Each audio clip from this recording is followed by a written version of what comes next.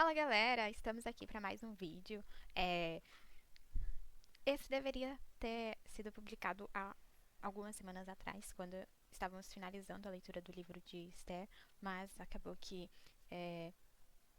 houveram algumas intercorrências durante esse período, mas estamos de volta. Estamos de volta com a programação e a leitura dos livros da Bíblia e a finalização do livro de Esther.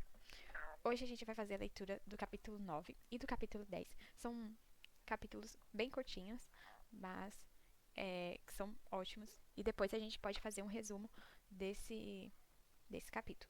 Desse capítulo não, desse livro. A gente vai fazer um garimpo de todos os aprendizados que a gente teve a partir dessa leitura. Combinado? Deixa eu colocar aqui para carregar. Pronto. Então vamos lá. Vamos iniciar com a oração, convidando o Espírito Santo para vir fazer parte desse momento com a gente, para nos dar orientação, abrir o nosso entendimento, que possamos aprender da palavra do Senhor e que Ele também possa falar aos nossos corações. Então vamos lá. Ai, tá me dando alergia. Toda vez que eu vou gravar me dá alergia. Então vamos lá. Já pega aí sua Bíblia, seu marcador de texto, sua caneta e vamos lá. Oremos. Senhor meu Deus e meu Pai, quero me colocar diante de Ti, nos colocamos diante de Ti, Senhor, para Te agradecer por mais uma oportunidade em Tua presença, por mais uma oportunidade de ler e de aprender mais de Ti, aprender mais do Teu povo. Senhor, eu quero Te agradecer, Senhor, por Tua graça em nossas vidas, agradecer por Teu grande amor revelado sobre nossas vidas, por poder concluir, finalizar mais um dia desse período de oração, desse propósito de oração dos 21 dias. Agradecemos, Senhor, por estar conosco. Agradecemos, Senhor Deus, por Tuas bênçãos. Agradecemos, Senhor Deus, por ter nos sustentado e por ter nos fortalecido. Eu agradeço, Senhor Deus, por tudo que o Senhor tem feito por mim. Agradeço por Tua graça. Agradeço, Senhor Deus, por Teu grande amor. Sem medida. Pai, nesse momento eu quero convidar o Espírito Santo para vir nos auxiliar, abrir o nosso entendimento, nos dar sabedoria, que possamos compreender mais da Tua palavra. Nos dê facilidade, Senhor, para ler a Tua palavra. Abra o nosso entendimento, que possamos guardar, que possamos assimilar, que possamos ter uma boa memória, Senhor, para gravar as Tuas palavras no nosso coração e que possamos também, Senhor Deus, ter a habilidade de expressá-las, de contá-las a outras pessoas, de compartilhar da Tua palavra, do Teu amor revelado através da Tua palavra para outras pessoas. Senhor Deus, eu Te agradeço por tudo. Esteja conosco neste momento. Em nome do Pai, do Filho e do Espírito Santo. Amém. Amém? Então vamos lá. Esther capítulo 9. A vitória dos judeus.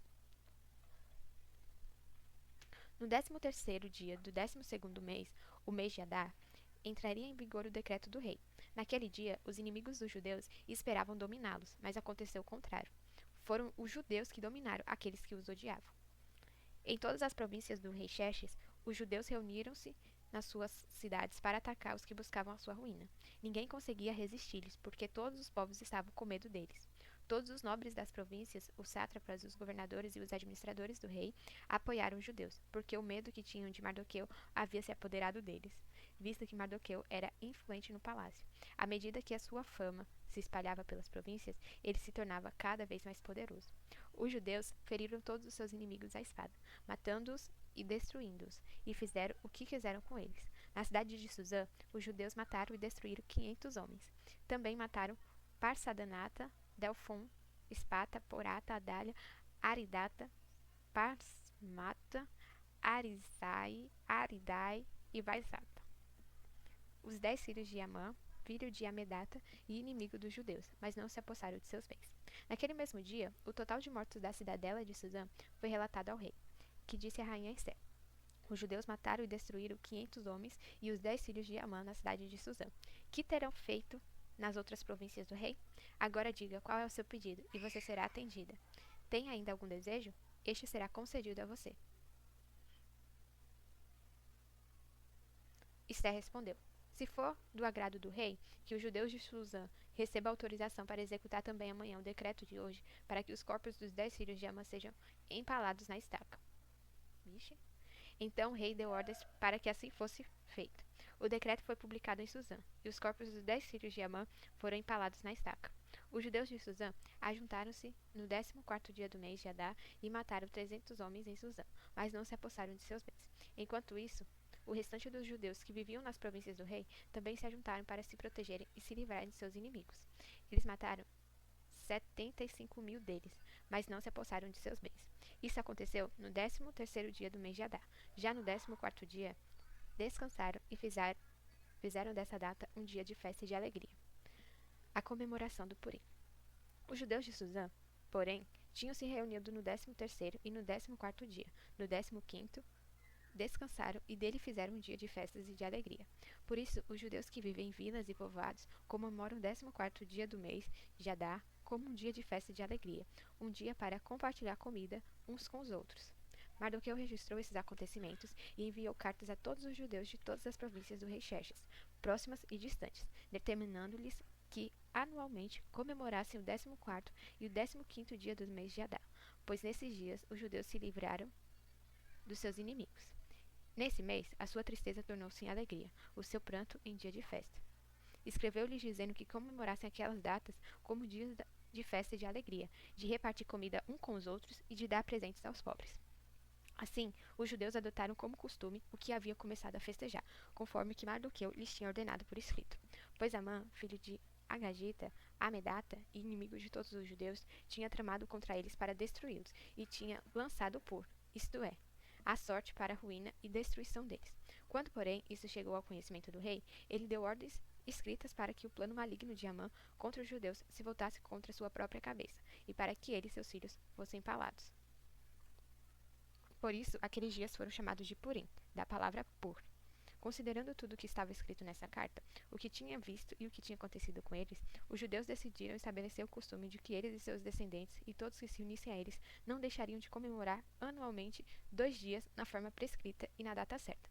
Esses dias seriam lembrados e comemorados em cada família de cada geração, em cada província e em cada cidade. Ai, que legal. Assim, esses dias de Purim jamais deveriam deixar de ser comemorados pelos judeus, de modo que a memória deles não se apagasse entre os seus descendentes. Então a rainha Esther, filha de Abiail, e o judeu Mardoqueu escreveram todas as autoridades uma segunda carta para confirmar a primeira, acerca do Purim. Mardoqueu enviou cartas a todos os judeus, das 127 províncias do império de Xerxes, desejando-lhes paz e segurança, confirmando que os dias de Purim deveriam ser comemorados nas datas determinadas, conforme o judeu Mardoqueu e a rainha Esther tinham decretado para os judeus, bem como para si mesmo e para os seus descendentes, com orientações sobre tempos de jejum e de lamentação. O decreto de Esther confirmou as regras do Purim, e isso foi escrito nos registros. Esther capítulo 10. A grandeza de Mardoqueu. O rei Xerxes impôs tributos a todo o império, até sobre as distantes regiões costeiras. Todos os seus atos de força e de poder e o relato completo da grandeza de Mardoqueu, a quem o rei havia promovido, estão registrados nos livros das crônicas dos reis da Média e da Pérsia. O judeu Mardoqueu foi o segundo na hierarquia depois do rei Xerxes. Era homem importante entre os judeus e foi muito amado por eles, pois trabalhou para o bem do seu povo e promoveu o bem-estar a todos os judeus. Que massa essa história, gente. Então, o que a gente vê aqui? Deixa eu colocar aqui no capítulo 9.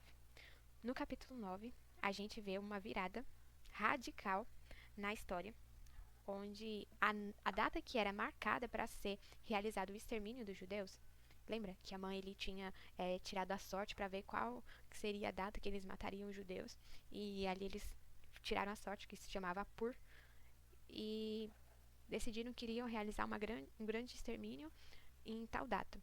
E aquela data, então, depois que Esther ela começa a jejuar, convoca o povo para o jejum e para a oração, Esther ela é tomada por coragem, ela toma o posicionamento dela, aquela data, que seria uma data de grande tristeza, se torna uma data de festa e de comemoração. E esse dia se tornou o dia em que haveria esse grande extermínio do povo judeu, se torna um dia em que eles começam a se defender. Havia se espalhado por toda a região de que haveria esse extermínio. Então, o rei Assuero, ele emite uma carta permitindo com que os judeus eles se defendam. E nisso, os judeus eles conseguem prevalecer diante dos inimigos que vieram. Mesmo depois havendo a anulação desse decreto, isso ainda incitou o ódio daquele povo, que ainda quis exterminar os judeus. E nisso, Assuero ele permite com que os judeus se defendam. E ali a gente vê que os judeus só sobreviveram, não só sobreviveram, mas prevaleceram sobre aqueles que buscavam a sua destruição. Então a gente vê o estabelecimento da festa de Purim, para celebrar a vitória em memorial de comemoração à salvação. E hoje, atualmente, a festa de Purim, dando uma pesquisada aqui, é comemorado até hoje, no dia 13 de março.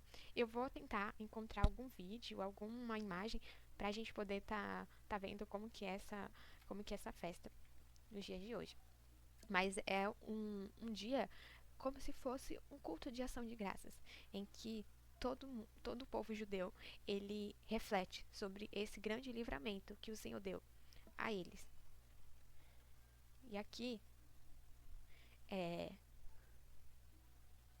que escreveu-lhes dizendo que comemorassem aquelas datas como dias de festa e de alegria, para repartir comida um com os outros e dar presente aos pobres. Então, é um dia, é uma festa de comemoração em que eles se reúnem entre si, um momento de comunhão entre si, em que eles transformaram da grande tristeza que haveria em uma grande alegria.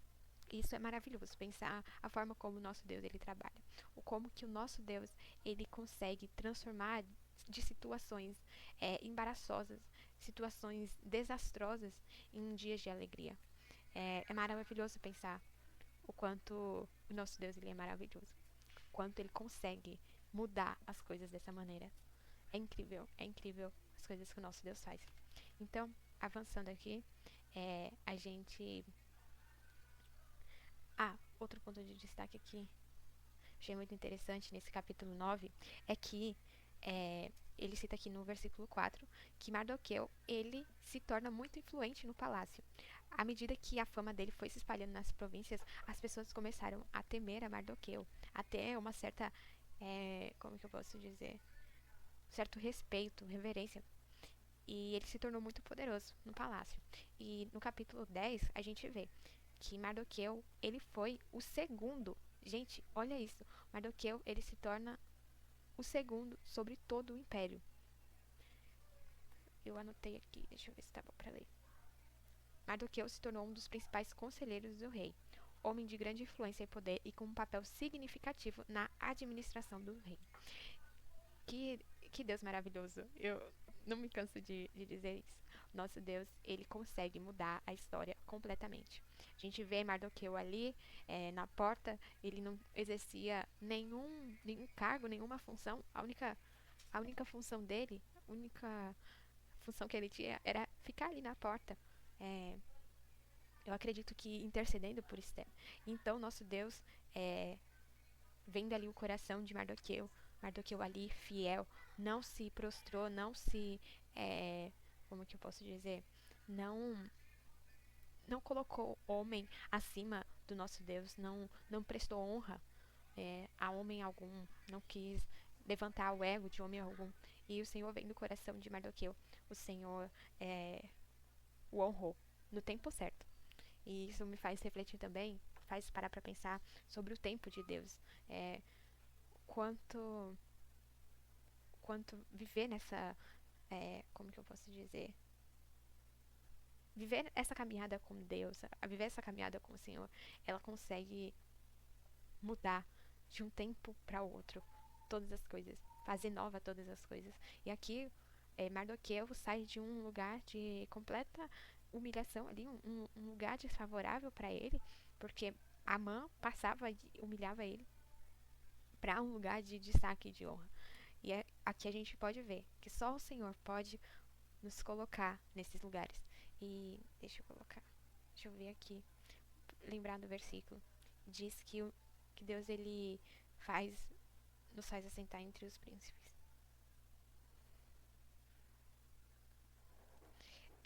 Deixa eu ver.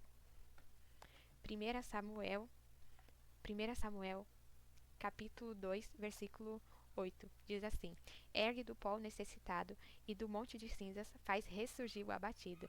Ele os faz assentar-se com os príncipes, e lhes concede um lugar de honra. Porque ao Senhor pertencem os fundamentos da terra, e sobre eles estabeleceu o mundo.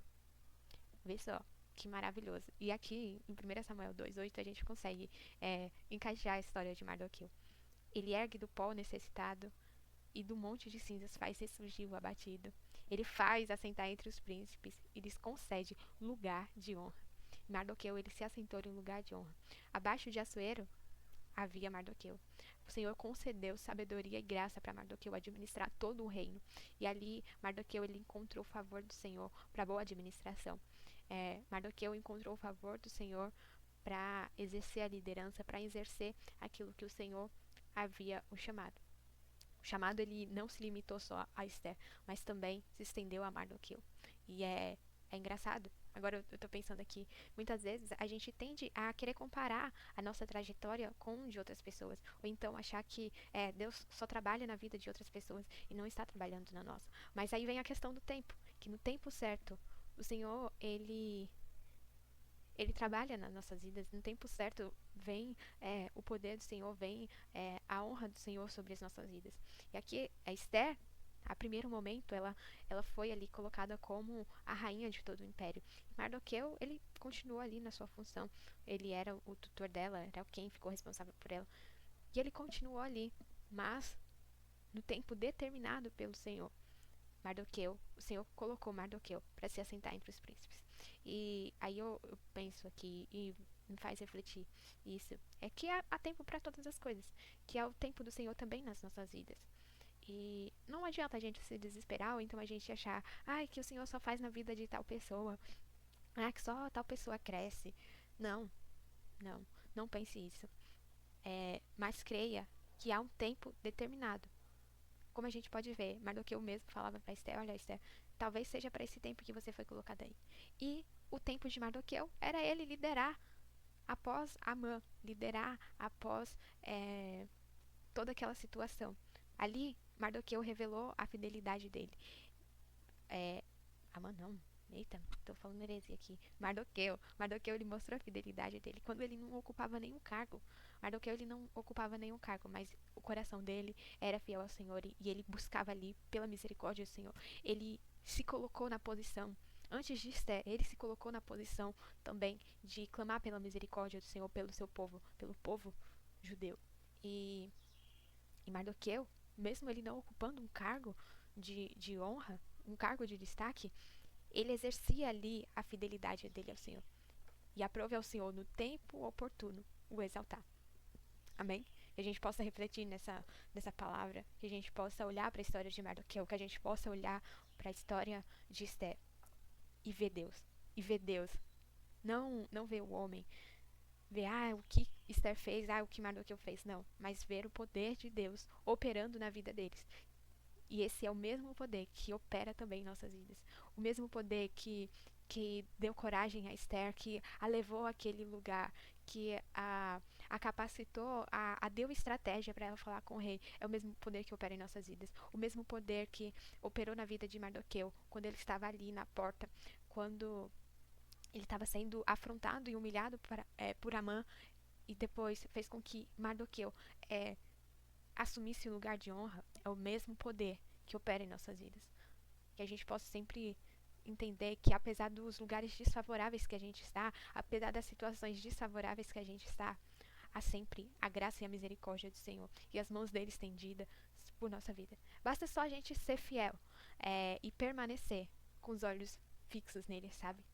E é esse o segredo do sucesso. O segredo do sucesso de Mardoqueu, o segredo do sucesso de Esther, o segredo do sucesso de Daniel, o segredo do sucesso de Sadraque, Mesaque e Abednego foi sempre fidelidade e olhar para Deus. Que a gente possa guardar essa palavra em nosso coração e levar ela para o resto da nossa vida.